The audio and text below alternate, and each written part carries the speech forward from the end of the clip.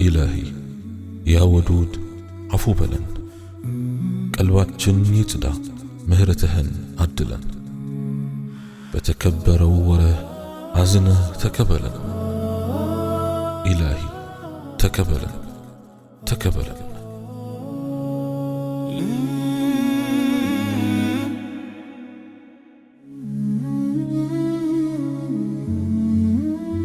بسم الله اللهم لك الحمد كما ينبغي لجلال وجهك وعظيم سلطانك والصلاة والسلام على حبيبنا وشفيعنا رسول الله وعلى آله وصحبه ومواله رب اشرح لي صدري ويسر لي أمري واحلل عقدة من لساني يفقه قولي السلام عليكم ورحمة الله وبركاته بأيامة وسط يتدبكج عنديت لليتالج እጅግ ኃያል እጅግ የተቀደሰች መለኮታዊ ክብደቷ እጅግ ግዙፍ ከመሆኑ የተነሳ መላእክት ራሳቸው ሊቆጠሩ በማይችሉ ብዛት ወደ ምድር ይወርዳሉ። አላህ ሱብሓነሁ ወተዓላ ልዑል የፍጥረታት ሁሉ ጌታ በዘላለማዊ መጽሐፍ ውስጥ ከ1000 ወራት የምትበልጥ መሆኗን የገለጻት እጅግ ውድ የሆነች ሌሊት። ለትንሽ ጊዜ ስለዚህ ነገር አስቡት። 1000 ወራት ይሄ ማለት ከ83 ዓመታት በላይ የሚሆን የአምልኮ የጸሎት ከንጋት በፊት በጨለማ ውስጥ የሚፈስ የእንባ ጊዜ ማለት ነው። ይህ ሁሉ ማለት በአንዲት ሌሊት ተጨምቆ ቀርቧል። አንድ ሰው በሕይወት ዘመኑ ያሉትን ሌሊቶች ሁሉ በአምልኮ ቢያሳልፍ እንኳ የዚህችን አንዲት ሌሊት ምንዳ ወይም አጅር ሊያገኝ አይችልም። ይህ ቅኔ አይደለም፣ ማጋነንም አይደለም። ይህ ከ14 ምዕተ ዓመታት በላይ ሳይበረዝ ሳይናወጥ የቆየው ትክክለኛ ትርጉሙን እንድትረዳው የሚጠብቀ የአላህ ሱብሓነሁ ወተዓላ ቃል ነው፣ ቁርአን ነው። ሆኖም ግን አብዛኛው ሰው ይህች ሌሊት እንድታልፈው ያደርጋል። አብዛኛው ሰው ተኝቶ ያሳልፈዋል። ብዙ ሰዎች በከንቱ ወሬ ትርጉም በሌለው መዘናጋት ያሳልፉታል። ከራሳቸው በላይ የሰማያት በሮች በሰፊው እንደተከፈቱ ሳያውቁ የእዝነት ዝናብ እንደ ዶፍ እየወረደ መሆኑን ሳያውቁ ለሚቀጥለው ዓመት ሙሉ ዕጣ ፋንታቸው በእነዚያ ውድ ሰዓታት ውስጥ እየተጻፈና እየታተመ መሆኑን ሳያውቁ ይህች ሌሊት ለይለቱል ቀድር ወይም የመወሰኛይቱ ሌሊት፣ የኃይል ሌሊት፣ የሺህ ጨረቃዎች ሌሊት ትባላለች። ዛሬ በአላህ ፍቃድ ስለዚህች ሌሊት እናወራለን። ለይለቱል ቀድር ስትመጣ በርግጥ ምን እንደሚከሰት እንረዳለን። በቁርአንና በነቢዩ ዓለይሂ ሰላቱ ወሰላም ትክክለኛ ወይም ሰሒሕ ሐዲሶች ውስጥ እናልፋለን።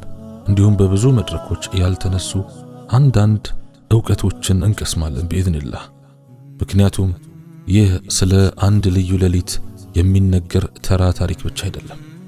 ይህ በአጽናፈ ዓለሙ ታሪክ ውስጥ እጅግ ጠቃሚ ስለሆነችው ሌሊት የሚነገር ታሪክ ነው። ይህ ስለኛ የሚነገር ታሪክ ነው። ወደ ብርሃኗ ከሚነቁት ወይስ በእንቅልፍ ወደ ጨለማ ከሚያልፉት እንሆናለን ከሚለው ጥያቄ ይጀምራል። ለይለቱል ቀድር ምን እንደሆነች ከመረዳታችን በፊት የዚህችን ሌሊት ታሪክ ወዳለበት መነሻ መመለስ አለብን። ለመጀመሪያ ጊዜ ወደ ሰው ልጅ ዕውቀት ወደ ገባችበት ቅጽበት። ምክንያቱም ያ ቅጽበት ራሱ እስካሁን ከተነገሩት ታላላቅ ታሪኮች አንዱ ነውና። ዓመቱ 610 እንደ አውሮፓውያን አቆጣጠር ነበር። ወሩ ረመዳን ነበር። ከመካ በላይ ባሉት ተራሮች ጀበል ኑር ወይም የብርሃን ተራራ በሚባለው ጫፍ ጎን ላይ በተቀረጸች ጠባብ ዋሻ ውስጥ አንድ ሰው በዝምታ ብቻውን ተቀምጦ ነበር። ስሙም ሙሐመድ ኢብኑ ዓብድላህ ዓለይሂ ሰላቱ ወሰላም ነበር። የ40 ዓመት ሰው ነበሩ። ማንበብ አይችሉም፣ መጻፍ አይችሉም ነበር። በሕዝቦቻቸው የጣዖት አምልኮ ተረብሸው፣ በዙሪያቸው በሚያዩት ጭካኔና ግፍ ተረብሸው የዚያን ጊዜ ዓለም ሊሰጣቸው ያልቻለውን ነገር በነፍሳቸው ውስጥ እየፈለጉ ለቀናትና ሌሊቶች በማሰላሰል ወደዚህች ዋሻ በመገለል ዓመታትን አሳልፈው ነበር። ምን እየፈለጉ እንደነበር አያውቁም ነበር። አላህ ግን ያውቅ ነበር።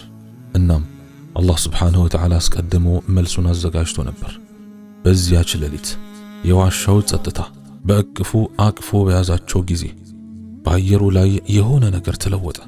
ጨለማው ራሱ የሚገፍ ይመስል ነበር። ከዚያም ያለምንም ማስጠንቀቂያ ያለምንም ዝግጅት የሰው ጆሮ ሊሰማው በሚችለው ድምፅ ሳይሆን መልአኩ ጅብሪል ዓለይሂ ሰላም ተገለጠ። ይህ የዋዛ መገለጥ አልነበረም። ከሩቅ ጥግ የሚንሸኳሾክ ለስላሳ ድምፅ አልነበረም። መልአኩ ጅብሪል ዓለይሂ ሰላም ከመላእክት ሁሉ የላቀው የመለኮታዊ ራእይ ተሸካሚው በዋሻው ውስጥ እጅግ ግዙፍ እጅግ ኃያል ዓይንን በሚያሳውር ደማቅ ብርሃን ተገለጠ። ነቢዩ ዓለይሂ ሰላቱ ወሰላም ተራሮች በደረታቸው ላይ እንደ ተጫኑባቸው ያክል የትእዛዙን ሙሉ ክብደት ተሰማቸው። ኢቅራእ አንብብ አለ መልአኩ። ነቢዩ ሙሐመድም ዓለይሂ ሰላቱ ወሰላም ተንቀጠቀጡ። ማንበብ አይችሉም ነበር። ተምረው አያውቁም። ማ አና ቢቃሪእ እኔ አላነብም ወይም አንባቢ አይደለሁም ሲሉ መለሱ። ድምፃቸው በፍርሃትና በድንጋጤ እየተንቀጠቀጠ መልአኩ እንደገና ጨመቃቸው። መተንፈስ እስኪያስቸግራቸው ድረስ አጥብቆ ያዛቸው። ከዚያም ለቀቃቸው። ኢቅራእ አንብብ ሲል መልአኩ እንደገና አዘዘ። ይህ 3 ጊዜ ተከሰተ። ነቢዩ ዓለይሂ ሰላቱ ወሰላም ማንበብ እንደማይችሉ 3 ጊዜ መለሱ። ከዚያም በ3ኛው ጊዜ ቃላቶቹ መጡ። ከገጽ ላይ መነበብ የሚያስፈልጋቸው ቃላት አልነበሩም። በቀጥታ ወደ ነፍሳቸው የፈሰሱ በልባቸው ውስጥ የተቀረጹ በመለኮታዊ ትእዛዝ በውስጣቸው የተቀመጡ ቃላት ነበሩ። ቃላቱም እነዚህ ነበሩ። ኢቅራእ ቢስሚ ረቢከ አለዚ ኸለቅ ኸለቀል ኢንሳነ ሚን ዐለቅ ኢቅራእ ወረቡከል አክረም አለዚ ዐለመ ቢልቀለም ዐለመል ኢንሳነ ማ ለም ያዕለም። አንብብ በዚያ ሁሉን በፈጠረው ጌታህ ስም፣ ሰውን ከረጋ ደም በፈጠረው ጌታህ ስም። አንብብ ጌታህ በጣም ቸር ነው። ያ በብዕር ያስተማረ ሰውን ያላወቀውን ሁሉ ያሳወቀ ነው። እነዚህ የሱረቱል ዐለቅ የመክፈቻ አንቀጾች የቁርአን የመጀመሪያ ራእዮች ለሰው ልጅ ከተሰጠው ከሁሉ የላቀ መጽሐፍ የመጀመሪያ ቃላት ናቸው። እናም ለዘላለም ለይለቱል ቀድር ተብላ በምትታወቀው ሌሊት መጡ። ነገር ግን አብዛኛው ሰው በውል የማይረዳው ነገር ይህ ነው። በዚያች ሌሊት የመጀመሪያዎቹ የቁርአን አንቀጾች ሲወርዱ ከአላህ ወደ ነቢዩ ዓለይሂ ሰላቱ ወሰላም የመጣ መልእክት ብቻ አልነበረም። በዚህች ምድር ላይ ለተወለደች ነፍስ ሁሉ የሚነካ የለውጥ ጅማሬ ነበር። ከዚህ በፊት በዚህ መልኩ ተከፍቶ የማያውቅ በሰማያትና በምድር መካከል ያለ የበር መከፈት ነበር። አላህም ስብሓንሁ ወተዓላ ማብቂያ በሌለው ጥበቡና ቸርነቱ ይህችን ሌሊት ለነቢዩ ዓለይሂ ሰላቱ ወሰላም ብቻ አልሰጠም፣ ለመላው ኡማ ሰጠው። የትኛውም የሰው ልጅ አእምሮ ሊያስበው በማይችለው እጅግ ግዙፍና አስደናቂ ስጦታ አድርጎ በረመዳን ወር ውስጥ በመጨረሻዎቹ 10 ሌሊቶች ውስጥ አስቀመጣት። በየዓመቱ እንድትመለስ አደረገ። በየረመዳኑ ለይለቱል ቀድር ትመለሳለች። በየረመዳኑም በሰማያት ውስጥ በዚህ ዓመት ማን ይፈልጋታል የሚለው ጥያቄ እንደገና ይጠየቃል። አሁን ቁርአን እንክፈትና አላህ ስብሓንሁ ወተዓላ ይህችን ሌሊት ሊገልጽባቸው በመረጣቸው ቃላት ውስጥ ትንሽ ጊዜ እናሳልፍ። ምክንያቱም እነዚህ ቃላት በየትኛውም የሰው ልጅ ቋንቋ ከተነገሩት ቃላት ሁሉ የተለዩ ናቸውና። የዚህችን ሌሊት ስም በያዘው በ97ኛው የቁርአን ምዕራፍ በሱረቱል ቀድር ላይ አላህ ስብሓንሁ ወተዓላ እንዲህ ይላል፣ ኢና አንዘልናሁ ፊ ለይለቲል ቀድር፣ እኛ ቁርአኑን በመወሰኛይቱ ሌሊት አወረድነው። ወማ አድራከ ማ ለይለቱል ቀድር፣ መወሰኛይቱም ሌሊት ምን እንደሆነችም ምን አሳወቀ? ለይለቱል ቀድሪ ኸይሩን ሚን አልፍ ሸህር፣ መወሰኛይቱ ሌሊት ከሺህ ወር በላጭ ናት። ተነዘሉል መላኢከቲ ወሩሑ ፊሃ ቢኢዝኒ ረቢሂም ሚን ኩሊ አምር፣ በእርሷ ውስጥ መላእክትና መንፈሱ ጅብሪል በጌታቸው ፍቃድ በነገሩ ሁሉ ይወርዳሉ። ሰላሙን ህየ ሐታ መጥለዕል ፈጅር፣ እርሷ እስከ ጎህ መውጣት ድረስ ሰላም ናት። 5 አንቀጾች ብቻ። ሆኖም በእነዚያ 5 አንቀጾች ውስጥ የኢስላም ምሁራን ለዘመናት ሲዋኙበት የኖሩትና አሁንም ጥልቀቱ ላይ ያልደረሱበት እጅግ ጥልቅ የሆነ የትርጉም ዓለም አለ።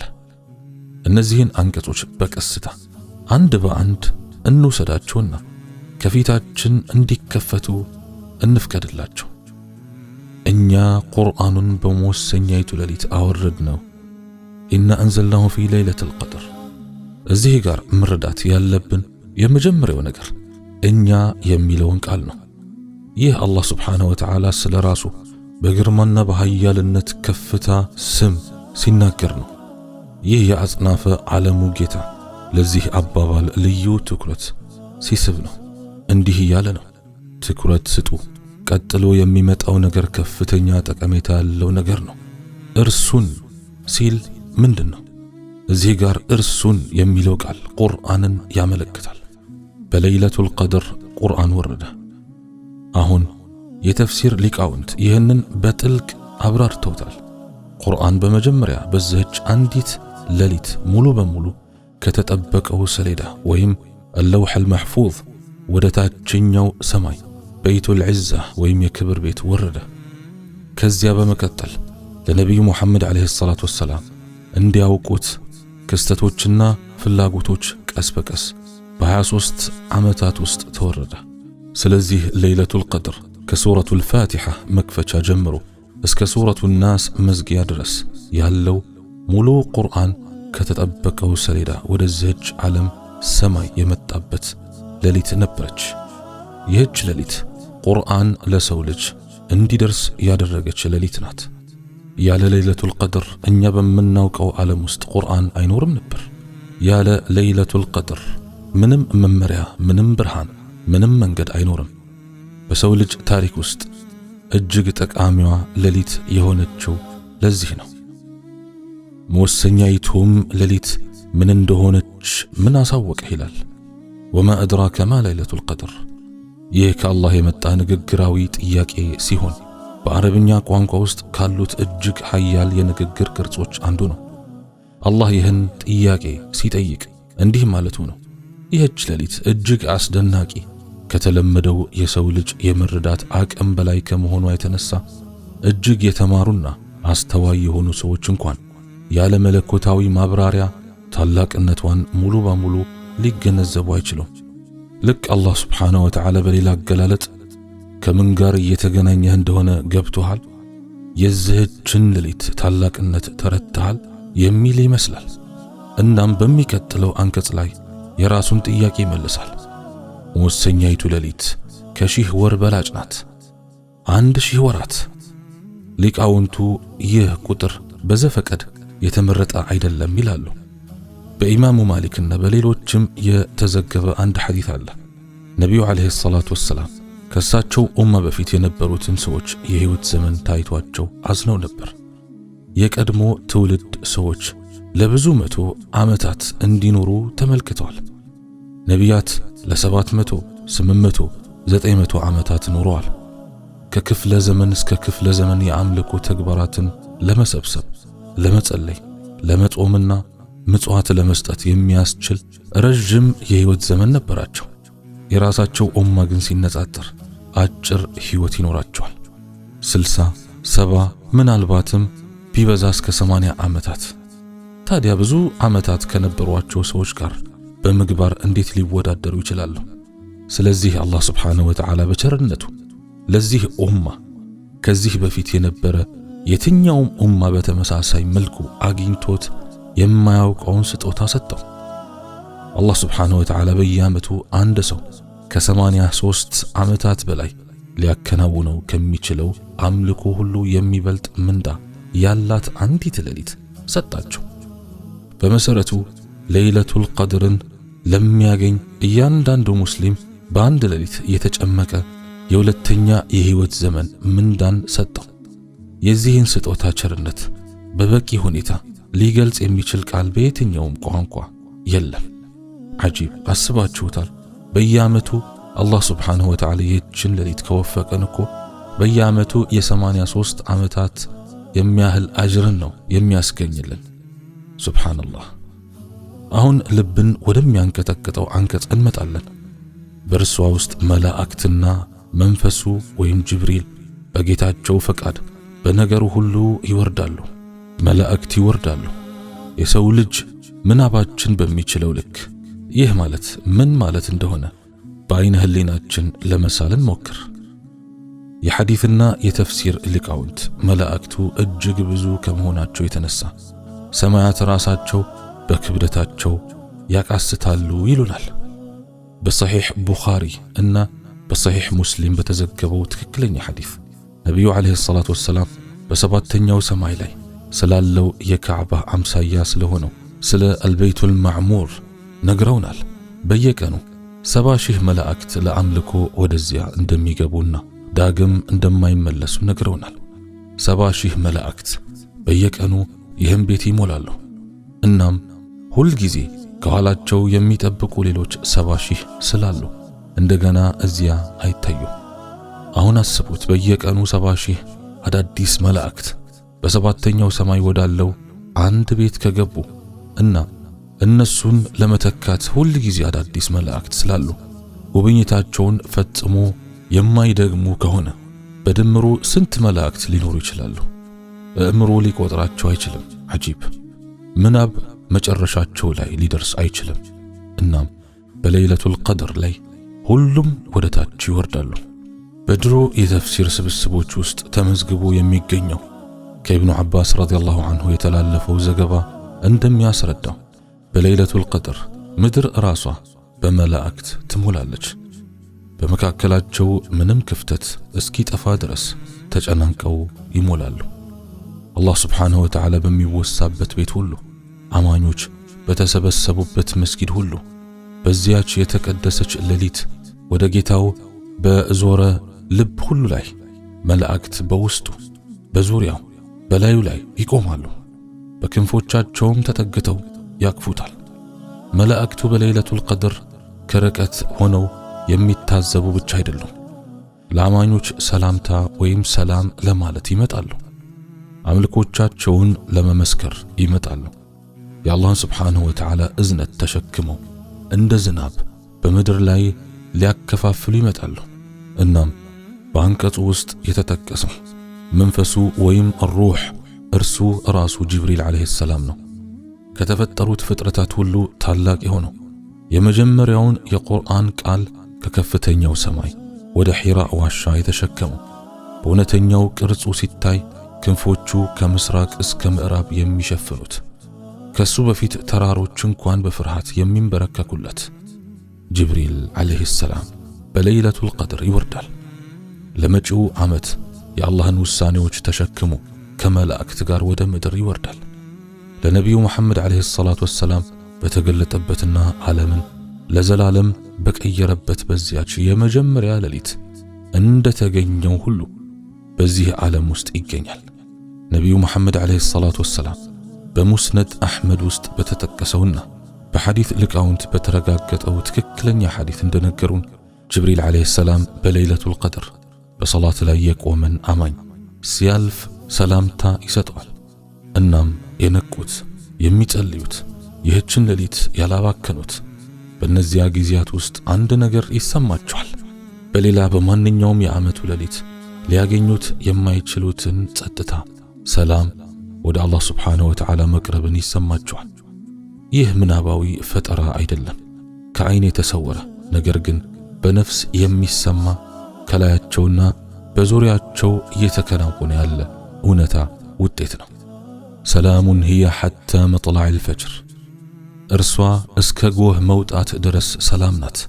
እዚህ ላይ ጥቅም ላይ የዋለው የአረብኛ ቃል ሰላም ሲሆን ይህ ነጠላ ቃል የትርጉም ውቅያኖስን ይይዛል። ሊቃውንት እንዳብራሩት ለይለቱል ቀድር ሙሉ በሙሉ ከጅምሩ እስከ ፍጻሜው የሰላም ሌሊት ናት። ከቀደምት የኢስላም ታላላቅ ሊቃውንት አንዱ ከሆኑት ከሐሰን አልበስሪ አላህ ይዘንለትና የተላለፈ ዘገባ አለ። በዚህ አንቀጽ ውስጥ የሰላም ትርጉም በዚህች ሌሊት በአማኞች ላይ ምንም አይነት ጉዳት እንደማይደርስባቸው ያብራሩበት። ሰይጣናት ይታሰራሉ። በተለምዶ በዓለም ጨለማ ውስጥ የሚዘዋወረው ክፋት ይታሰራል፣ ወደ ኋላም ይገታል። በለይለቱል ቀድር ክፋት ወደ ሰዎች ልብ የሚገባባቸው በሮች ይዘጋሉ። የሸይጣን ጉትጎታ ዝም ይባላል። ሰዎች ከአላህ ስብሓንሁ ወተዓላ የሚያረቋቸው ነገሮች ወይም መዘናጊያዎች ይዳከማሉ። እናም በዚያ የተቀደሰ ጸጥታ ውስጥ ነቅቶ አላህን ስብሓንሁ ወተዓላ የሚፈልግ እያንዳንዱ አማኝ ነፍስ ከዚህ በፊት ተሰምቶት የማያውቀውን ያክል ከጌታው ጋር የመቀራረብ እድል ይሰጠዋል። እስከ ጎህ መውጣት ድረስ ሐታ መጥላዕ አልፈጅር። ይህ አስፈላጊ ነው። ሌሊቱ እኩለ ሌሊት ላይ አያበቃም። ስትደክሙና መተኛት ስትፈልጉ ሌሊቱ አያበቃም። እስከ ፈጅር ወይም ንጋት ድረስ ይቀጥላል። የመጀመሪያው የጠዋት ብርሃን ጨለማውን ሰብሮ አዲሱን ቀን እስከሚሰብር ድረስ፣ ከፀሐይ መግባት እስከ ጎህ መውጣት ድረስ ያለው እያንዳንዷ ደቂቃ የለይለቱል ቀድርን ክብደትና በረከት ትይዛለች። ለዚህም ነው ነቢዩ ዓለይሂ ሰላቱ ወሰላም ለይለቱል ቀድር ትሆናለች ብለው ባሰቡባቸው ሌሊቶች ሳይተኙ ሳያርፉ ፀሐይ ከጠለቀችበት ጊዜ አንስቶ የጠዋቱ ብርሃን እስከሚመጣ ድረስ በመቆም በማጎንበስ በሱጁድ በመውደቅና በጌታቸው ፊት በማልቀስ ሙሉውን ሌሊት በሶላት ያሳልፉ የነበረው። አሁን በዚህች ሌሊት በትክክል ምን እንደሚወሰን እናንሳ። ምክንያቱም አንድ ሰው ስለ ለይለቱል ቀድር የሚያስብበትን መንገድ ሙሉ በሙሉ የሚቀይረው ይህ ክፍል ነውና። በሱረቱ ዱኻን 44ኛው የቁርአን ምዕራፍ ላይ አላህ እንዲህ ይላል፣ እኛ በተባረከች ሌሊት ውስጥ አወረድ ነው፣ እኛ አስጠንቃቂዎች ነበርንና። በእርሷ ውስጥ የተወሰነው ነገር ሁሉ ይለያል። የተወሰነ ነገር ሁሉ ወይም እያንዳንዱ ትክክለኛ ጉዳይ፣ እያንዳንዱ ትዕዛዝ፣ በሚቀጥለው ዓመት የሚሆነው ነገር ሁሉ፣ ልደቶችና ሞቶች፣ የሚዘንበው ዝናብና የሚታገደው ዝናብ፣ ለእያንዳንዱ ሕያው ፍጡር የተጻፈ ሪዝቅ ወይም ሲሳይ፣ የሚመጡት አደጋዎችና የሚሰጡት እዝነቶች፣ ለእያንዳንዱ ነፍስ የተደበቀው የሞት ጊዜ፣ ይህ ሁሉ መጪው ዓመት አጠቃላይ ክስተቶች በለይለቱል ቀድር ላይ ተወስነው ተመዝግበውና ለመላእክት ይወርዳሉ። በአላህ ስብሓንሁ ወተዓላ ዘንድ የተወደዱት የነቢዩ ሙሐመድ ዓለይሂ ሰላቱ ወሰላም ሶሓባና የአጎት ልጅ የቁርአን ዕውቀት ውቅያኖስ በመባል የሚታወቁት ኢብኑ ዓባስ ረዲየላሁ ዐንሁ ይህንን በድሮ የተፍሲር ሊቃውንት በተጠበቁ ቃላት አብራርተውታል። መላእክት የዓመቱን ሙሉ ውሳኔዎች በለይለቱል ቀድር እንደሚቀበሉ ተናግረዋል። የሞት መልአክ ከሚቀጥለው ለይለቱል ቀድር በፊት የሚሞቱትን ሰዎች ዝርዝር ይታያል። የሲሳይ ወይም የሪዝቅ መላእክት ማን ምን እንደሚቀበልና በምን ያክል መጠን እንደሚቀበል ዝርዝር ይሰጣቸዋል። ለዝናብ፣ ለምርቶች፣ ለሕዝቦች እንቅስቃሴ ኃላፊነት የተሰጣቸው መላእክት ሁሉም በዚህች ሌሊት የሥራ ድርሻቸውን ይቀበላሉ። ልክ ለመጪው ዓመት የአጽናፈ ዓለሙ አስተዳደር በለይለቱል ቀድር እንደሚከፋፈል ከተጠበቀው ሰሌዳ ወይም ለውሐል መሕፉዝ ወደ መላእክቱ እንደሚተላለፍና ቀጣዩ ረመዳን እስኪመጣና ዑደቱ እንደገና እስኪጀመር ድረስ ቅጽበት በቅጽበት ቀን በቀን ተግባራዊ እንደሚያደርጉት ማለት ነው። እና አሁን በልባችሁ ውስጥ የሚመላለሰው ጥያቄ ይህ ነው። ሁሉም ነገር ቀድሞ የተወሰነ ከሆነ በለይለቱል ቀድር ብሰግድም ባልሰግድም ምን ልዩነት ያመጣል? ሲሳይ ወይም ሪዝቄ ቀድሞውኑ ከተጻፈ፣ ሞቴ ቀድሞውኑ ከተወሰነ የኔ አምልኮ ምን ለውጥ ያመጣል? ይህ በጠቅላላው የኢስላማዊ ስነ መለኮት ወይም ተውሂድ ውስጥ ካሉት እጅግ ጥልቅ ጥያቄዎች አንዱ ሲሆን ሊቃውንቱም በውበትና በጥልቀት መልሰውታል። የአላህ ውሳኔ ወይም ቀደር እስር ቤት አይደለም፣ እቅድ ነው። እና በዚያ እቅድ ውስጥ ያንተ ዱዓ፣ ያንተ ሰላት፣ በለይለቱል ቀድር የምታደርገው አምልኮ ራሳቸው ቀድሞ ከተወሰነው ነገር አካል ናቸው። ነቢዩ ዓለይሂ ሰላቱ ወሰላም በትክክለኛ ሐዲስ ላይ እንደተናገሩት የአላህን ውሳኔ ወይም ቀደር ከዱዓ ውጪ ምንም ሊቀይረው አይችልም። የሰውንም ዕድሜ ከመልካም ሥራ ወይም ጽድቅ ውጪ ምንም ሊያረዝመው አይችልም። የዚህ ትርጉሙ ዱዓ ቀደርን ይሽረዋል ማለት ሳይሆን ይልቁንም ዱዓው ራሱ በውሳኔው ወይም በቀደሩ ውስጥ የተሸመነ ወይም የተካተተ ነው ማለት ነው። አላህ ስብሓንሁ ወተዓላ በለይለቱል ቀድር ዱዓ እንደምታደርግ ቀድሞውንም ያውቃል። የምታፈሰውን እንባ ቀድሞውንም ያውቃል። በጨለማ ውስጥ የምታንሸኳሸኳቸውን ቃላት ቀድሞውኑ ያውቃል። እናም እነዚያ እንባዎችና እነዚያ ቃላት ላንተ ምን እንደሚከፍቱልህ ወይም እንደሚያስገኙልህ ቀድሞውኑም ጽፎታል። አሁን ለይለቱል ቀድርን በተመለከተ እጅግ አንገብጋቢ ስለሆነው ጥያቄ እንነጋገር። ሊቃውንትን በረመዳን የመጨረሻ ቀናት እንቅልፍ የሚያሳጣቸውና ማየት የማይችሉትን ነገር እንዳያመልጣቸው በሚፈሩ አማኞች መስጊዶችን ስለሚሞላው ጥያቄ ለይለቱል ቀድር በየትኛው ሌሊት ላይ ትገኛለች? መልሱ የሚጀምረው ነቢዩ ዓለይሂ ሰላቱ ወሰላም በሰሒሕ ቡኻሪ እና በሰሒሕ ሙስሊም ትክክለኛ ዘገባዎች ላይ ከተናገሩት ነው።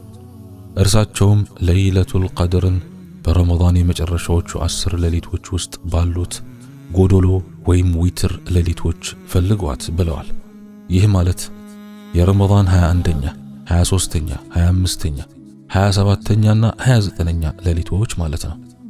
እነዚህ ኡማው ፍለጋውን እንዲያጠናክር የታዘዘባቸው ሌሊቶች ናቸው። ነገር ግን ትክክለኛው ሌሊት ለምን ተደበቀ? አላህ ለምን በቀላሉ በ27ኛው የረመዳን ሌሊት ለይለቱል ቀድርን ታገኛላችሁ አላለም? ሊቃውንት በዚህ ላይ ጥበብን አቅርበዋል። ልብንም የሚያሞቅ ጥበብ ነው። ትክክለኛው ሌሊት ቢታወቅ ኑሮ ሰዎች በዚያች አንዲት ሌሊት ብቻ አጥብቀው ያመልኩና ሌሎቹን ችላ ይሉ ነበር። ሌሊቷን በ10 ውስጥ በመደበቅ አላህ ስብሓንሁ ወተዓላ በመሰረቱ ለእያንዳንዱ አማኝ እንዲህ እያለ ነው፣ ይህን በእውነት የምትፈልገው ከሆነ ይህች ሌሊት የያዘችውን በእውነት የምትወድ ከሆነ 10ሩንም ሌሊቶች ልትሰጠኝ ይገባል። በሁሉም ውስጥ እኔን ልትፈልገኝ ይገባል። ለኔ አንዲት የድሎት ወይም የምቾት ሌሊት ብቻ ሳይሆን 10 የእውነተኛ ትግል ሌሊቶችን ለመስጠት ፈቃደኛ መሆንህን በጥረትህና በቁርጠኝነትህ ልታሳየኝ ይገባል። የተደበቀችው ሌሊት ራሷ የቅንነት ፈተና ናት። በእውነት ያደሩት ትክክለኛ አማኞች ተስፋ ከሚያደርጉት ብቻ የሚለዩበት ወንፊት ናት። የለይለቱል ቀድር ትክክለኛ ቀን ለምን እንደተደበቀ የሚያሳይ ሌላም ዘገባ አለ። ነቢዩ ዓለይሂ ሰላቱ ወሰላም ትክክለኛውን የለይለቱል ቀድር ሌሊት ለሰሓቦቻቸው ሊነግሩ ወጡ። ወደ እነርሱ እየሄዱ ሳለ 2 ሰዎች እርስ በርስ ሲጣሉ አዩ። እናም በዚያ ጠብ ምክንያት፣ በዚያ የግጭትና የጥላቻ ቅጽበት ምክንያት ዕውቀቱ ከሳቸው ተረሳቸው። ለሰሓቦቻቸውም እንዲህ አሏቸው፣ የለይለቱል ቀድርን ሌሊት ልነግራችሁ መጥቼ ነበር፣ ነገር ግን 2 ሰዎች ሲጣሉ አየሁ። በዚህም ምክንያት ዕውቀቱ ተነሳ። ምናልባት ይህ ለእናንተ የተሻለ ይሆናል። ስለዚህ በ27ኛው በ29ኛውና በ25ኛው ላይ ፈልገዋት። በሰሒሕ ቡኻሪ የተዘገበው ይህ ሐዲስ በጠቅላላው ኢስላማዊ ትምህርት ውስጥ ካሉት እጅግ ጠንካራ ትምህርቶች አንዱን በውስጡ ይዟል።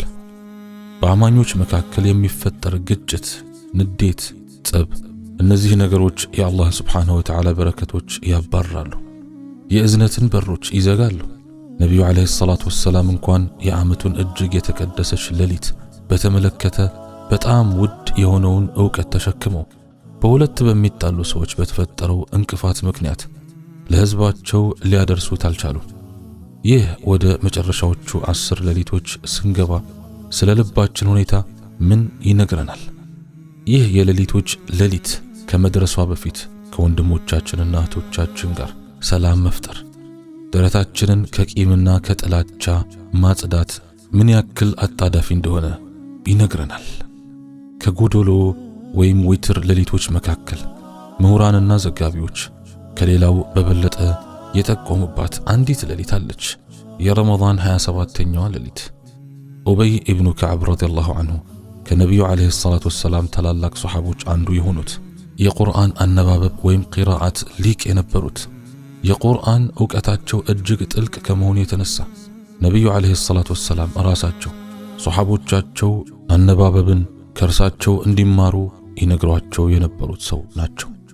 ኡበይ ብኑ ከዓብ ረዲየላሁ ዐንሁ በእርግጠኝነት እንዲህ ብለዋል፣ በአላህ እምላለሁ የትኛዋ ሌሊት እንደሆነች አውቃለሁ። የአላህ መልእክተኛ ዓለይሂ ሰላቱ ወሰላም በሶላት እንድንቆም ያዘዙን ሌሊት ናት። እሷም የ27ኛዋ ሌሊት ናት። ይህ በሰሒሕ ሙስሊም ውስጥ ተመዝግቧል። ሊቃውንትም ይህን አመለካከት የሚደግፍ አስደናቂ ምልክት ይጠቁማሉ። ለይለቱል ቀድርን የሚገልጸው የቁርአን ምዕራፍ ሱረቱል ቀድር 30 ቃላት ርዝመት አለው እና ለይለቱል ቀድር የውሳኔ ሌሊት የሚለው ሐረግ በዚያ ሱራ ውስጥ 3 ጊዜ ተጠቅሷል። በምዕራፉ ውስጥ የሶስተኛውን የለይለቱል ቀድር አቀማመጥ ከቁጥራቸው በሱራው 27ኛው ቃል ላይ ይወድቃል። ምሁራን ለ14 ክፍለ ዘመናት ከጠቆሙባቸው ምልክቶች አንዱ ይህ ነው። ተአምራትን በሚገልጽ ምዕራፍ ቃላት ውስጥ የተደበቀ የሂሳብና የቋንቋ ተአምር። ነቢዩ ዓለይሂ ሰላቱ ወሰላም በሰሒሕ ሙስሊምና በሌሎችም ስብስቦች ውስጥ በተጠበቁ ዘገባዎች የገለጹት አካላዊ ወይም ተፈጥሯዊ ምልክትም አለ። ከለይለቱል ቀድር በኋላ ባለው ጠዋት ፀሐይ ያለምንም የሚያቃጥል ጨረር እንደምትወጣ ተናግረዋል። ልክ እንደ ሙሉ ጨረቃ ግልጽና የተረጋጋች ሆና የተለመደው የፀሐይ መውጣት የሚኖረው የሚያንጸባርቅ ወይም የሚያሳውር አይነት ብርሃን ሳይኖራት ትወጣለች። ይህ አንድ ሰው ሌሊቱን በአምልኮ ካሳለፈ በኋላ ያሳለፈው ሌሊት የኃይል ሌሊት ወይም ለይለቱል ቀድር መሆኗን ሊያውቅባቸው ከሚችላቸው ምልክቶች አንዱ ነው። በረመዳን የመጨረሻዎቹ 10 ቀናት ውስጥ ልባቸውን ለነዚህ ሌሊቶች የሰጡ ብዙ ሙስሊሞች ይህንን ምልክት እንዳዩ ዘግበዋል። ከነዚህ ጠዋቶች በአንዱ ላይ የተለየ የለሰለሰ ይበልጥ ብሩህ የሆነ የፀሐይ መውጣት፣ ፀሐይቷ ራሷ ገና ያለፈችውን የሌሊቱን ሰላም ተሸክማ እስካለች ድረስ የሚመስል ነገር ግን ምናልባት ስለ ለይለቱል ቀድር ለመረዳት ከሁሉ ይበልጥ አስፈላጊው ነገር ስነ መለኮታዊ ግርማዋ ወይም ስነ ፈለካዊ ምልክቶቹ አይደሉም። ለመረዳት ከሁሉ ይበልጥ አስፈላጊው ነገር በእርሷ ምን ማድረግ እንዳለባችሁ ነው እና እዚህ ጋር ነቢዩ ሙሐመድ ዓለይሂ ሰላቱ ወሰላም ከሰጧቸው መመሪያዎች ሁሉ እጅግ ውድ የሆነውን መመሪያ ለዚህ ኡማ ሰጥተዋል።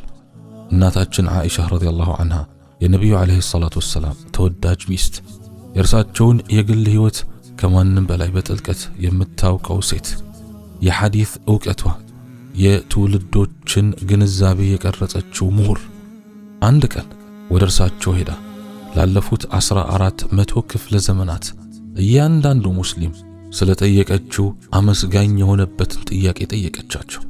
እርሷም የአላህ መልእክተኛ ሆይ የለይለቱል ቀድርን ሌሊት ካገኘው ምን ልበል አለች። እናም ነቢዩ ዓለይሂ ሰላቱ ወሰላም የተወሳሰቡ የዱዓዎች ረዥም ዝርዝር አልሰጧትም። 100 የተለያዩ ዱዓዎችን እንድታነብ ወይም ውስብስብ የሆኑ የአምልኮ ሥርዓቶችን እንድትፈጽም አልነገሯትም። በደቂቃዎች ውስጥ ለመሐፈዝ ወይም በቃል ለመያዝ አጭር የሆነ ሆኖም የአንድን ሰው ተስፋና ፍርሃት ክብደት ሁሉ ለመሸከም የሚያስችል ጥልቅ የሆነ አንድ ዱዓ ሰጧት። እርሳቸውም እንዲህ አሏት፣ አላሁመ ኢነከ ዓፉውን ቱሒቡል ዓፍወ ፈዕፉ ዐኒ። አላህ ሆይ አንተ መሐሪ ነህ፣ ይቅርታንም ትወዳለህ፣ ስለዚህ ይቅር በይ አሏት። ይህ ሐዲስ በሱነኑ ትርሚዚ፣ በሱነኑ ኢብኑ ማጃህ እና በኢማሙ አሕመድ ሙስነድ ውስጥ የተመዘገበ ሲሆን በተለያዩ ትውልዶች ባሉ ሊቃውንትም ትክክለኛነቱ ተረጋግጧል። እናም ከዚህ ዱዓ ጋር መቀመጥና ነቢዩ ዓለይሂ ሰላቱ ወሰላም ለዓመቱ እጅግ ኃያል ሌሊት ለኡማቸው ሊሰጡት የመረጡት ዱዓ ይህ መሆኑ ምን ማለት እንደሆነ ማሰብ ተገቢ ነው። ጀነትን እንድትጠይቅ ሊነግሯት ይችሉ ነበር። ጤናን፣ ሀብትን ወይም ደህንነትን እንድትጠይቅ ሊነግሯት ይችሉ ነበር። የጠላቶችን መሸነፍ ወይም የእስልምናን ከፍታ በዓለም ላይ እንድትጠይቅ ሊነግሯት ይችሉ ነበር። እነዚህ ሁሉ ውብና ተገቢ ዱዓዎች በሆኑ ነበር። ነገር ግን በምትኩ ከሌላው ሁሉ በላይ ወደ አንድ ነገር መሯት፣ ይቅርታን፣ ምህረትን መጠየቅ። ምህረትን እንድትጠይቅ አፉ እንድትጠይቅ። ይህ በአረብኛ ልዩ ቃል ሲሆን ትርጉሙም ይቅርታ ብቻ ሳይሆን ስህተቱ ፈጽሞ እንዳልተፈጠረ ሆኖ ሙሉ በሙሉ መደምሰስ ማለት ነው። መዝገብ ወደ ኋላ ትቶ የሚደረግ ይቅርታ ብቻ ሳይሆን የተሟላና አጠቃላይ ስረዛ፣ ጸድቶ መታጠብ።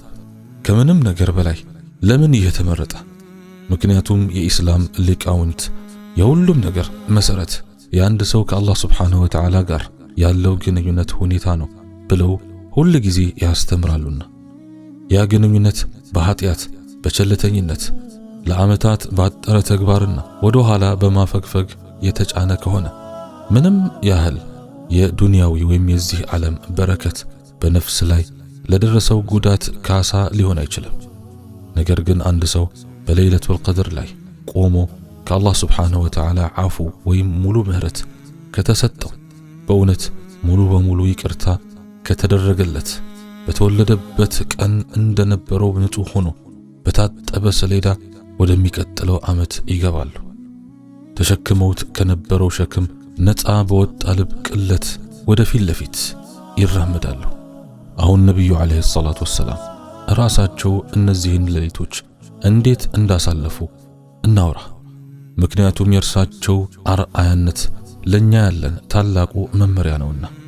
በሰሒህ ቡኻሪና ሰሒህ ሙስሊም ትክክለኛ ዘገባዎች እናታችን ዓኢሻ ረዲየላሁ ዐንሃ የነብዩን አለይሂ ሰላቱ ወሰላም ሕይወት የረመዳን የመጨረሻ 10 ሌሊቶችን ከዚያን ጊዜ ጀምሮ በእስላማዊ ታሪክ ውስጥ ሲያስተጋቡ በኖሩ ቃላት ገልጸዋለች።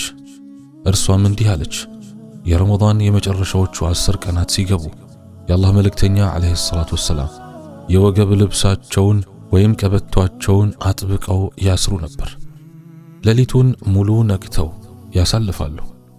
ቤተሰቦቻቸውንም ይቀሰቅሱ ነበር። ወገብን ማጥበቅ በዚያን ጊዜ በአረብኛ አጠቃቀም አንድ ሰው ለከባድ ጥረት ራሱን እያዘጋጀ መሆኑን የሚያሳይ አገላለጽ ነው። ይህ ማለት ከሁሉም ምቾቶች ዘናም ከሚያደርጉ ነገሮች አንድ ሰው ለማረፍና ለመደሰት በተለምዶ ሊያደርጋቸው የሚችላቸውን ነገሮች ሁሉ ወደ ጎን ይተዋሉ ማለት ነው። ነብዩ አለይሂ ሰላቱ ወሰላም ለዓመቱ እጅግ አሳሳቢ ለሆኑት 10 ቀናት እየተዘጋጁ ነበር። ሌሊቱን ሙሉ ነቅተው ያሳልፉ ነበር። ቤተሰቦቻቸውን ይቀሰቅሱ ነበር። ወደሳቸው በጣም ቅርብ የሆኑት በዚህ በረከት እንዲካፈሉ ይፈልጉ ነበር። ለይለቱል ቀድር ልትሆን በምትችለው ሌሊት የቤተሰባቸው አንድም አባል እንኳን ተኝቶ እንዲያሳልፍ አይፈልጉም ነበር። በእነዚህ 10 ቀናት ውስጥ ኢዕቲካፍንም ያደርጉ ነበር። በመስጊድ ውስጥ የመቆየት፣ ከተራው የዓለም ጉዳይ የመለየት፣ እያንዳንዱን የነቁበትን ሰዓት ሙሉ በሙሉ ለአምልኮ፣ ለዚክር፣ ለቁርአንና ለዱዓ የመስጠት ልምምድ። ዘገባዎቹ እንደሚነግሩን ነብዩ አለይሂ ሰላቱ ወሰላም ከዚህች ዓለም ሕይወታቸው እስካለፈች ጊዜ ድረስ ያለምንም ልዩነት በየዓመቱ በረመዳን የመጨረሻዎቹ 10 ቀናት ውስጥ ኢዕቲካፍ ያደርጉ ነበር። እናም ባረፉበት ዓመት ከ10 ይልቅ ለ20 ቀናት ኢዕቲካፍ አድርገዋል። ይህ የመጨረሻው ረመዳናቸው እንደሚሆን በሆነ ደረጃ እንዳወቁ እናም ለነዚህ የተቀደሱ ሌሊቶች ያላቸውን ሁሉ ለመጨረሻ ጊዜ ለመስጠት እንደተመኙ ሁሉ የነብዩ አለይሂ ሰላቱ ወሰላም ሱሐቦች ከነሱ በኋላ የመጣውን ትውልድ ሁሉ በሚፈታተን አሳሳቢነት እነዚህን ሌሊቶች አሳልፈዋል። ከሰሐቦች በኋላ ከመጣው ትውልድ ወይም ታቢዒዎች ታላላቅ ሊቃውንት አንዱ የሆኑት ሰዒድ ኢብኑ አልሙሰይብ የለይለቱል ቀድርን መልካምነት ወይም በረከት ማግኘት ያልቻለ ሰው በእውነት የተነፈገ ነው ብለው እንደተናገሩ ተዘግቧል። ምክንያቱም ለጠፋው ነገር የተጠቀሙበት ቃል ምንዳ ወይም በረከት ብቻ አይደለም። የጠፋው አልኸይሩል ከሲር ነው፣ የተትረፈረፈው መልካም ነገር። እና የተትረፈረፈውን መልካም ነገር የሚያጣው ምን አይነት ሰው ነው? ታመው መነሳት ስላልቻሉ አይደለም። በጉዞ ወይም በችግር ምክንያት የእንቅልፍ እውነተኛ ፍላጎት ስለነበራቸው አይደለም። ነገር ግን ከተሐጁድ ወይም የሌሊት ሰላት ይልቅ ቴሌቪዥንን ስለመረጡ ነው። ከተስቢሕ ወይም አላህን ከማወደስ ይልቅ ከንቱ ወሬን ስለመረጡ ነው። የአላህን ውሳኔና የእሱን እዝነት ተሸክመው በዙሪያቸው ከሚወርዱት መላእክት አብሮነት ይልቅ የአልጋቸውን ምቾት ስለመረጡ ነው። አንድ ታዋቂና ልብ የሚነካ ታሪክ ስለ ታላቁ ምሁር ሱፊያን አልተውሪ አላህ ይዘንላቸውና ይነገራል። እሳቸውም ከቀደምት የኢስላማዊ የህግ ወይም ፍቅህ አዋቂዎች ግንባር ቀደም ነበሩ። አንድ ሰው ወደ እሳቸው መጥቶ እንዲህ ብሎ እንደጠየቃቸው ይነገራል። አንድ ሰው በለይለቱል ቀድር ሊያደርገው የሚችለው ምርጡ ነገር ምንድነው? ሱፊያን አልተውሪ ያላንዳች ማመንታት ዱዓ ማድረግና ምህረትን ወይም እስትግፋርን መፈለግ ነው ብለው መለሱ። ምክንያቱም ሌሊቱን ሙሉ በሶላት ለመቆም አቅም ለሌለው ሰው ወይም ለደካማው፣ ለአረጋዊው፣ ለታመመው፣ ጡት ለሚጠባው ሕፃን እናት የሚፈልገው ሁሉ ልብ ወደ አላህ መዞሩ ብቻ ነው። የሚፈልገው ከንፈሮች በዚክር አላህን በማውሳት መንቀሳቀሳቸው ብቻ ነው። የሚፈልገው አይኖች ሁሉ በተስፋ ወደ ሰማይ ከፍ ማለታቸው እና ነፍስ ጌታዋን በታማኝነትና በችግረኝነት መጣራቷ ብቻ ነው። ምክንያቱም አላህ ሱብሓነሁ ወተዓላ ስንት ረክዓ እንደሰገድን ወይም ስንት ገጽ ቁርአን እንዳነበብን አይደለም ሚዛን ላይ የሚያስቀምጥልን። እርሱ የሚመዝንልን ልባችን ወደ እርሱ በሚዞርበት ቅንነት ወይም ኢኽላስ ነው። ኢኽላሱ ካለ መልካም ስራዎቻችን ተቀባይነት ይኖራቸዋል፣ ሚዛንም ይደፋሉ። ኢኽላሱ ከሌለ ግን ከንቱ ልፋት ነው የሚሆነው። ምሁራኑ በለይለቱል ቀድር ከሚደረጉ ታላላቅ የአምልኮ ተግባራት መካከል ቁርአንን ማንበብ ወይም መቅራት እንደሆነም ይነግሩናል። እናም ይህ ፍጹም ትርጉም ይሰጣል። ቁርአን የወረደባት ሌሊት ቁርአን ሊነበብባት የሚገባ ሌሊት ናት። የዚህን ውበት አስቡት። በዚህች ምድር ላይ ሆናችሁ በዚህች ሌሊት ለነቢዩ ዓለይሂ ሰላቱ ወሰላም የወረደውን መጽሐፍ እያነበባችሁ ነው። ጅብሪል ዓለይሂ ሰላም ከከፍተኛው ሰማይ ወደ ሒራ ዋሻ የተሸከማቸውን ቃላት ይዛችኋል። በሚሊዮኖች የሚቆጠሩ ሰዎች የሐፈዙትን ወይም በቃላቸው የያዙትን እና በየቋንቋውና ከዚያ የመጀመሪያ ራእይ ጀምሮ በየክፍለ ዘመኑ ሲነበቡ የነበሩትን አረፍተ ነገሮች እየተነገራችሁ ነው። እናም በለይለቱል ቀድር መላእክት በዙሪያችሁ ያለውን አየር እየሞሉት፣ ጅብሪል ራሱ በዚህ ምድር ላይ የሆነ ቦታ እየወረደ ድምፃችሁን በሰው ልጅ ታሪክ ውስጥ እጅግ ጥንታዊና ቀጣይነት ካላቸው የአምልኮ ተግባራት አንዱ ጋር እየጨመራችሁ ነው። ይህን የሚመስል ምንም ነገር የለም። ወላሂ ሰዎች ስለ ለይለቱል ቀድር ሲያወሩ ብዙም ስለማይነሳ ነገር አሁን እንነጋገር። ይህም ሌሊቷን ፈልገው የሚያገኟት ነገር ግን እንዳገኟት ያላወቁት እና ፈልገዋት ነገር ግን ስለሚከለከሉት ወደ ኋላ ስለሚመለሱት ሰዎች ነው። ነቢዩ ዓለይሂ ሰላቱ ወሰላም በሰሒሕ ቡኻሪ በተጠበቀው ዘገባ ላይ እንዳሉት በለይለቱል ቀድር በሶላት የሚቆሙና ከአካላዊ መቆም ውጪ ምንም የማያገኙ ሰዎች አሉ። ይሰግዳሉ፣ እንቅስቃሴዎቹን ያደርጋሉ፣ ሌሊቱን ሙሉ ነቅተው ያሳልፉ ይሆናል። ነገር ግን የሌሊቱ ብርሃን ወደ ልባቸው አይገባም። መላእክት በዙሪያቸው ይወርዳሉ፣ ነገር ግን ምንም አይነት ልዩ እዝነት አይቀበሉም። እና ለምን? ምክንያቱም ወደ ለይለቱል ቀድር የመጡት ዝግጁ ባልሆኑ ልቦች ናቸውና፣ መፍትሄ ባላገኙ የቂም ስሜቶች እና በወንድሞቻቸውና በእህቶቻቸው ላይ በደነደኑ ልቦች መጡ። ሊተውት ባላሰቡት ኃጢአት መጡ። የውስጣቸው ዓለም አላህ በሚጠላቸው ነገሮች ሁሉ እንደተዝረከረከ በውጫዊ የአምልኮ ቅርጽ ብቻ መጡ። አካላቸው መስጊድ ውስጥ ነበር፣ ልባቸው ግን አሁንም ገበያ ውስጥ ነው። አሁንም ጠብ ውስጥ፣ አሁንም ባልተውት ኃጢአት ውስጥ ነበር። ነቢዩ ዓለይሂ ሰላቱ ወሰላም በሌላ አውድም ስለዚህ ጉዳይ አስጠንቅቀውናል። ረመዳንንና ታላላቅ ሌሊቶቹን አግኝቶ ያለፉት ኃጢአቶቹ ሳይማሩለት ወይም ይቅርታ ሳይደረግለት ስለሚያልፈው ሰው ሲናገሩ እንዲህ ያለው ሰው በእውነት የከሰረ የጠፋ መሆኑን ተናግረዋል። አላህ ይጠብቀን።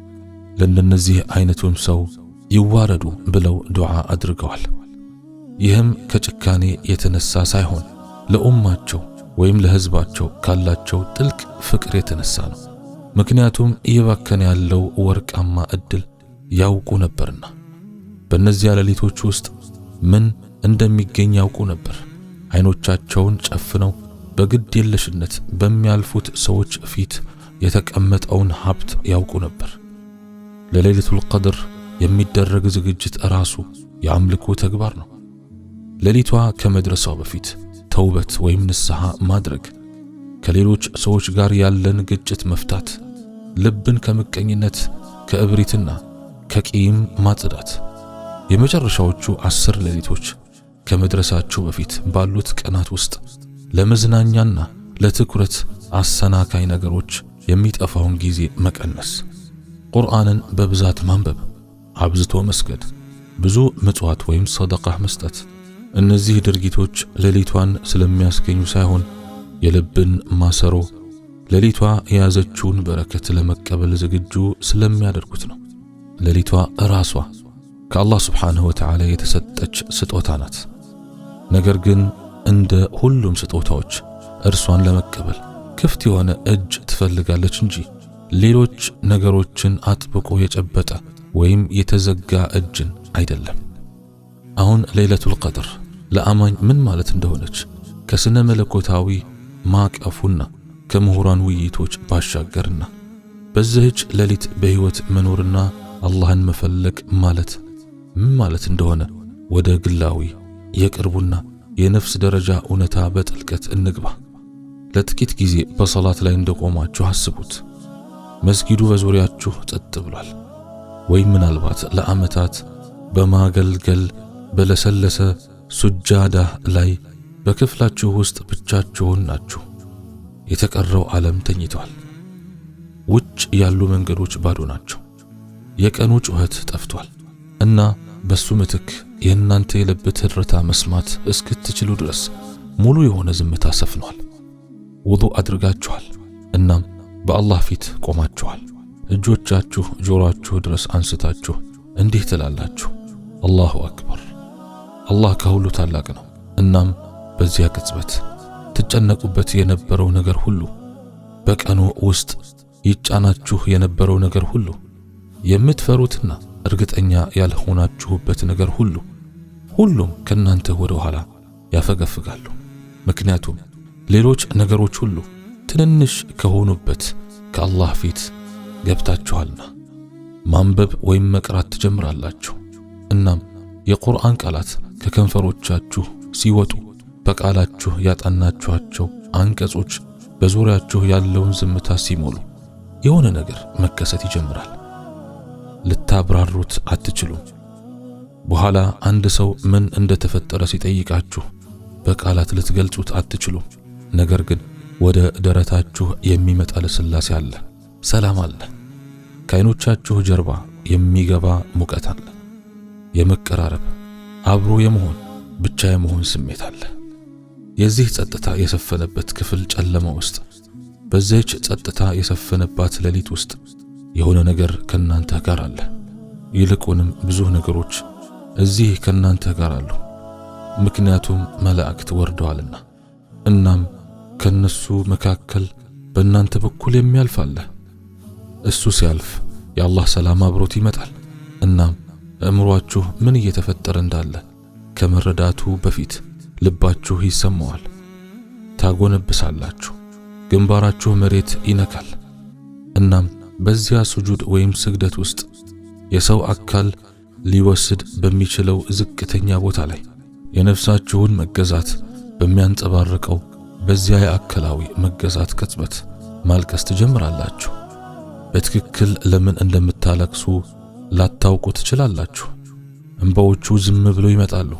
የሚመጡት በነፍሳችሁ ጥልቀት ውስጥ የሆነ ቦታ፣ ወንዝን እንደ ሸፈነ አሸዋ ወይም ደለል በተለምዶ ልባችሁን በሚሸፍኑት የዕለት ተዕለት ተግባር፣ ልምድና መዘናጋት ሽፋኖች ሁሉ ስር እውነትን የሚያውቅ ቦታ ስላለ ነው። እና ያ ቦታ አንተ ደካማ፣ ውስን፣ ኃጢአተኛ፣ ሟች ፍጡር መሆንህን ያውቃል። እና በግንባርህ እየሰገድክለት ያለው አምላክ ማብቂያ የሌለው ዘላለማዊ፣ ሁሉን አዋቂ፣ ሁሉን መሐሪ መሆኑን ያውቃል። እናም ለዚህ ግንኙነት የሚገባውን ትኩረት ሳትሰጥ ዓመታትን ምናልባትም 10 ዓመታትን እንዳሳለፍክ ያውቃል። እናም በዚህች ሌሊት በለይለቱል ቀድር የአላህ እዝነት እንደ ዝናብ እየወረደ ያ ዕውቀት ጥሶ ይመጣል። እንባዎችም ይመጣሉ። እናም እነሱ እንባዎቹ በሕይወታችሁ ውስጥ ካፈራችኋቸው እጅግ ውድ ነገሮች መካከል ናቸው። ነቢዩ ሙሐመድ ዓለይሂ ሰላቱ ወሰላም ትርሚዚ በዘገቡት ሐዲስ ላይ የጀሃነም እሳት ፈጽሞ 2 አይኖችን እንደማይነካ ተናግሯል። አንደኛው አላህን በመፍራት ያለቀሰ አይን ነው። ምሁራን እንደሚሉት በለይለቱል ቀድር የሚፈሱ እንባዎች ከእንባዎች ሁሉ እጅግ ኃያል ናቸው። ምክንያቱም በመላእክት ፊት በቀጥታ በአላህ እዝነት እይታ ስር ለመጪው ዓመት ውሳኔዎች በሚጻፉበት ሌሊት ይፈሳሉና። አንዳንድ ምሁራን በለይለቱል ቀድር በአላህ ፍራቻና ፍቅር በእውነት የፈሰሰች አንዲት እንባ የዓመታት ኃጢአት ያከማቸውን ነገር ልትሰርዝ ወይም ልታጠፋ ትችላለች ብለዋል። በእንባዋ ምክንያት ሳይሆን እንባዋ በምትወክለው ነገር ምክንያት ነው። ስለ ቀደምት ታላላቅ ሊቃውንትም ለረመዳን በተለይም ለነዚህ የመጨረሻዎቹ 10 ሌሊቶች በመዘጋጀት ዓመታትን እንዳሳለፉ ተዘግቧል። አንዳንድ ሰሃቦችና ቀደምት ሙስሊሞች ረመዳን ከመድረሱ 6 ወራት በፊት አላህ ረመዳንን እንዲያደርሳቸው ዱዓ ማድረግ ይጀምሩ እንደነበር የሚጠቁሙ ዘገባዎች አሉ። አላህ ሆይ ረመዳንን አድርሰን ይሉ ነበር። እናም ረመዳን ካለፈ በኋላ ረመዳናቸውና የለይለቱል ቀድር አምልኮአቸው ተቀባይነት እንዲያገኝ ለ6 ወራት ዱዓ ያደርጉ ነበር። አጂብ! የ12 ወራት ዓመት ረመዳን በመሃል ላይ ሆኖ በረመዳን ውስጥ ደግሞ ለይለቱል ቀድር በማዕከሉ ላይ ትገኛለች። ምድር በብርሃኗ ተስባ በፀሐይ ዙሪያ እንደምትዞረው ሁሉ ዓመቱ በሙሉ በዚህች አንዲት ሌሊት ዙሪያ ይሽከረከራል። ብዙ ሰዎች ስለ ለይለቱል ቀድር ያውቃሉ። ብዙ ሰዎች በውስጧ ይጸልያሉ። ብዙ ሰዎች በቅንነት ዱዓ ያደርጋሉ፣ እንባ ያፈሳሉ። እናም ንጋት ከመድረሱ በፊት ባሉት እነዚያ ሰዓታት ውስጥ እውነተኛ የሆነ ነገር ይሰማቸዋል። እናም ረመዳን ያልቃል፣ ዒድ ይመጣል፣ ቀናትም ያልፋሉ። እናም ቀስ በቀስ በጸጥታ ሰውየው ከበፊት ወደ ነበረበት ይመለሳል። በረመዳን በሰዓቱ ይደረግ የነበረው ሶላት በተራ ቀናት ውስጥ እንደገና ይዘገያል። በየምሽቱ ይከፈት የነበረው ቁርአን ወደ መደርደሪያው ይመለሳል። በለይለቱል ቀድር በእንባና በአስቸኳይነት የተደረገው ዱዓ ወደ ትውስታነት ይደበዘዛል። እናም ረመዳን ዳግም እስኪመጣ ድረስ ሙሉ ዓመት ያልፋል። እናም ሰውየው ባለፈው ያመጣውን ተመሳሳይ ሸክም ተሸክሞ ሌላ ተጨማሪ 1 ዓመት የድሮውን ክብደት አክሎ በሌላ የለይለቱል ቀድር ላይ ይቆማል። ይህ ምሁራን ለዘመናት ያስጠነቀቁት አሳዛኝ ነገር ነው። ለይለቱል ቀድር በዓመት አንዴ ተጭነኸው ከዚያም በተመሳሳይ መንገድ መኖርህን የምትቀጥልበት የማስጀመሪያ ቁልፍ ወይም ሪሴት በተን አይደለችም፣ የመለወጫ ነጥብ ናት። በአላህ እዝነትና በመላእክት መውረድ ምክንያት በእውነት የተለየ ሰው ለመሆን እንደምትችል ምርጫ የሚሰጥህ ሌሊት ናት። በፈቃደኝነት ኃይል ብቻ አይደለም፣ በጥሩ ሐሳብ ብቻ አይደለም፣ ነገር ግን አላህ ሱብሓነሁ ወተዓላ ምላሽ ለመስጠት በጣም ዝግጁ በሆነበት ለመስጠት በጣም ዝግጁ በሆነበት ወደሚጠሩት ሰዎች ልብ በጣም ቅርብ በሆነበት ሌሊት ለርሱ በሚደረግ የቅን ዱዓ ኃይል ነው። صحيح በሆነው ሐዲስ ላይ ነብዩ አለይሂ ሰላቱ ወሰላም እንደነገሩን አላህ በየሌሊቱ በመጨረሻው የሌሊቱ ሲሶ ወደ ታችኛው ሰማይ ይወርዳል። እናም ጥሪ ያደርጋል። እንድመልስለት እኔን የሚጣራ አለን? እንድሰጠው እኔን የሚለምን አለን? እንድምረው ይቅርታን የሚጠይቅ አለን? ይህ በየሌሊቱ በዓመቱ ውስጥ ሁሉ ይከሰታል። ነገር ግን በለይለቱል ቀድር ላይ ይህ ጥሪ ሲወጣ የሚወጣው በዓመቱ ውስጥ እጅግ በተባረከችው ሌሊት ነው። መላእክት ምድርን ሞልተው ለመጪው ዓመት ውሳኔዎች እየተጻፉ የአላህ እዝነት ዳርቻ እንደሌለው ወንዝ እየፈሰሰ ባለበት ሁኔታ የመለወጥ ጥንካሬን የምትጠይቅ ከሆነ በዚህች ሌሊት ጠይቅ። ለዓመታት ተሸክመው የነበረውን ኃጢአት ለመተው ድፍረትን የምትጠይቅ ከሆነ በዚህች ሌሊት ጠይቅ። በዓለም ላይ ምንም ሊነካው ያልቻለውን የውስጥህን ቁስል መፈወስን የምትጠይቅ ከሆነ በዚህች ሌሊት ጠይቅ። ለጠፋ ልጅህ መመሪያን የምትጠይቅ ከሆነ ወይም እስካሁን እስልምናን ለማያውቅ ወላጅ ወይም ወደ መከፋፈል ለወደቀ ማህበረሰብ ወይም በዓለም ላይ በብዙ ቦታዎች እየተሰቃየ ላለው ትጠይቅ። ምክንያቱም ከ1000 ወራት የሚበልጥ ምንዳ ወይም ሽልማት የያዘችው ሌሊት በካላንደርህ ወይም በቀን መቁጠሪያ ላይ ካሉት ሌሎች ጊዜያት ሁሉ የበለጠ ኃይልን ይዛለችና የእርሱ የአላህ ስብሓንሁ ወተዓላ ትኩረት በውስጡ አለ። በእዝነትና በቸርነት በምድር ላይ ፈሶ መጠየቅን እየጠበቀ ቁርአን ዓለምን ለመለወጥ በለይለቱል ቀድር ተወረደ። ለወጠውም በሒራ ዋሻ ውስጥ ከተገለጠው የመጀመሪያው ራእይ በኋላ ባሉት 23 ዓመታት ውስጥ የዓረቢያን ገደብ ቀይሮታል። ነቢዩ ሙሐመድ ዓለይሂ ሰላቱ ወሰላም ካረፉ ከ100 ዓመት በኋላ ብርሃኑ ከስፔን እስከ ቻይና ተዳርሶ ነበር። አንድ መጽሐፍ፣ አንድ ሌሊት። እናም ዓለም ከዚያ በኋላ ዳግም እንደነበረው አልሆነም። ከዚያን ጊዜ ጀምሮ እያንዳንዱ ለይለቱል ቀድር ተመሳሳይ የሆነ የለውጥ አቅም በውስጡ ተሸክሞ ይገኛል። የዓለምን በአንዲት ሌሊት መለወጥ ሳይሆን በአላህ ፊት ቆማ እነሆኝ እኔ ያንተ ነኝ ቀይረኝ የምትለውን የግለሰብ ነፍስ መለወጥ ነው። የለይለቱል ቀድር ሌሊት ሲቃረብ፣ የረመዳን የመጨረሻዎቹ 10 ቀናት ሲቃረቡ እና የሚጠብቃችሁ የዚያን ሌሊት ክብደትና ውበት ሲሰማችሁ ይህንን አስታውሱ። ይህን ብቻችሁን እያደረጋችሁ አይደለም። በየከተማው፣ በየሀገሩ፣ በመላው ምድር ላይ ባሉ የሰዓት ቀጠናዎች ሁሉ በሚሊዮኖች የሚቆጠሩ አማኞች ልክ እናንተ የምታደርጉትን እያደረጉ ነው። ውዱእ አድርገው በሶላት እየቆሙ ነው። ከ1400 ዓመታት በፊት በዚህች ሌሊት የተወረደውን ያንኑ ቁርአን እያነበቡ ነው። ነቢዩ ሙሐመድ ዓለይሂ ሰላቱ ወሰላም ለሚስታቸው ያስተማሩትን በእርሷም አማካኝነት ለሁላችንም ያስተማሩንን ያንኑ ዱዓ እያንሾካሸኩ ነው። አላሁመ ኢነከ ዓፉውን ቱሒቡል ዓፍወ ፈዕፉ ዐና። አላህ ሆይ አንተ መሐሪ ነህ፣ ይቅርታንም ትወዳለህ፣ ስለዚህ ይቅር በለን። እናም ከሁሉም በላይ መላእክት እየወረዱ ነው። ጅብሪል ዓለይሂ ሰላም በምድር ላይ እየተዘዋወረ ነው። ውሳኔዎችም ወይም ቀደር እየተጻፉ ነው። የአላህም እዝነት ይህችን ዓለም ነክቶ በማያውቅ ሁኔታ እጅግ ገርና እጅግ ኃያል በሆነ ዝናብ መልክ እየወረደ ነው። አሁንም ጊዜ አለን።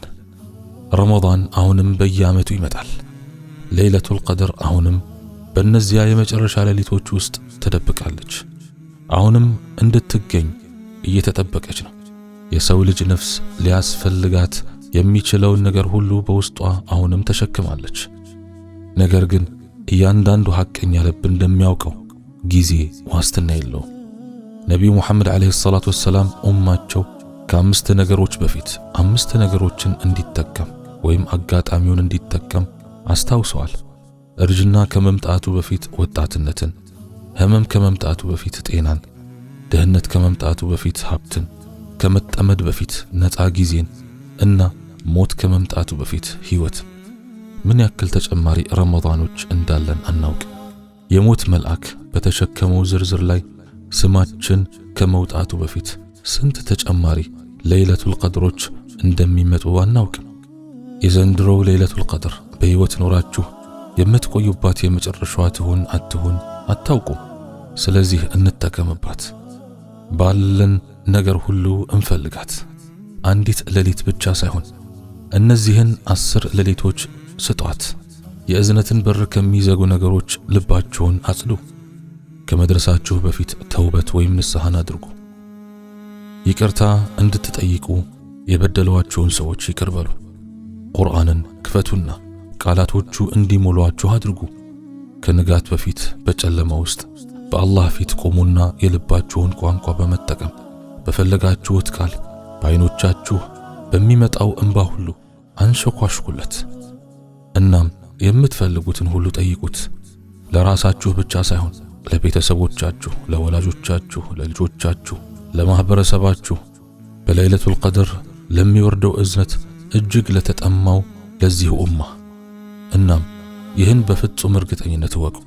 በዚህች ሌሊት አላህን ለሚፈልጉት አላህ ያሳፍራቸው። የቁርአን ቃል ኪዳን ከተገለጠችበት ቅጽበት ጀምሮ በሱረቱል ቀድር ውስጥ የተጠበቀው ቃል ኪዳን የሚያጸና ቃል ኪዳን ነው። እርሷ እስከ ጎህ መውጣት ድረስ ሰላም ናት። ሰላሙን ሂየ ሐታ መጥለዕል ፈጅር። የለይለቱል ቀድር ሰላም እውነተኛ ነው፣ ይገኛል። ከፈለጋችሁት የእናንተ ነው። እናም አንድ ቅጽበት ብቻ እንኳን ካገኛችሁ፣ አንድ ትንፋሽ እንኳን በዚያች የተቀደሰች ሌሊት በዙሪያችሁ ባሉት መላእክት ፊት የፈሰሰች አንዲት እንባ እንኳን ሁሉንም ነገር ለመለወጥ በቂ ናት። አላህ ሁላችንንም ለይለቱል ቀድርን እንድናገኝ ይወፍቀን። ክፍት በሆኑ ልቦች፣ በተነሱ እጆች እና ስለ እርሱ ብለው በሚያለቅሱ ዓይኖች በውስጧ እንድንቆም ይፍቀድልን። በዚያች ሌሊት ዓፍውን ወይም የእርሱን ሙሉና አጠቃላይ ምህረት ከሚያገኙት ሰዎች መካከል ስማችንን ይጻፈው። ቀጥሎ የሚመጣውን ዓመት የብርሃን የመመሪያና ወደ እርሱ የመቅረብ ዓመት ያደርግልን። እናም በመጪው ሕይወት ከነቢዩ ዓለይሂ ሰላቱ ወሰላም ከነቢያት ሁሉና ከጻድቃን ሁሉ ጋር እያንዳንዱ ሌሊት ከሺህ ወራት በሚበልጥበት እና ንጋት ፈጽሞ በማያበቃበት ቦታ ይሰብስበን። اللهم إنك عفو تحب العفو فاعف عنا. اللهم اغفر لنا جميع ذنوبنا فإنه لا يغفر الذنوب إلا أنت. اللهم قلت وقولك الحق ادعوني أستجب لكم. فها نحن يا الله ندعوك بالهداية وبالإخلاص وباستجابة الدعاء يا الله وبالمغفرة والتوبة يا رحمن يا رحيم. اللهم اهدنا فيمن هديت وعافنا فيمن عافيت وتولنا فيمن توليت وبارك لنا فيما أعطيت وقنا شر ما قضيت فإنك تقضي ولا يقضى عليك تباركت ربنا وتعاليت. اللهم تقبل صلاتنا تامة واغفر ذنوبنا عامة ولا تجعلنا من أهل النار يوم القيامة واجعلنا من أهل الجنة يا الله وادخلنا إياها بالسلامة برحمتك يا أرحم الراحمين. اللهم ارحم موتانا وموتى المسلمين. اللهم اجعل قبورنا رياضا من رياض الجنان ولا تجعلها حفرا من حفر النار. اللهم تقبلنا يا رب. اللهم تقبل صيامنا وقيامنا برحمتك يا أرحم الراحمين. اللهم إنك عفو تحب العفو فاعف عنا. اللهم إنك عفو تحب العفو فاعف عنا. اللهم إنك عفو تحب العفو فاعف عنا. اللهم آتنا في الدنيا حسنة وفي الآخرة حسنة وقنا عذاب النار. لا إله إلا أنت سبحانك إني كنت من الظالمين. اللهم أعني على ذكرك وشكرك وحسن عبادتك. اللهم أنت التواب فتب علينا. اللهم أنت الرحيم فارحمنا. اللهم أنت الغفور فاغفر لنا يا الله. اللهم أنت الستار فاستر علينا يا رب. اللهم أنت اللطيف فالطف بنا يا رحمن. اللهم يا مقلب القلوب ثبت قلوبنا على دينك برحمتك يا أرحم الراحمين. سبحانك اللهم وبحمدك أشهد أن لا إله إلا أنت أستغفرك وأتوب إليك. وآخر دعوانا أن الحمد لله رب العالمين والسلام عليكم ورحمة الله وبركاته.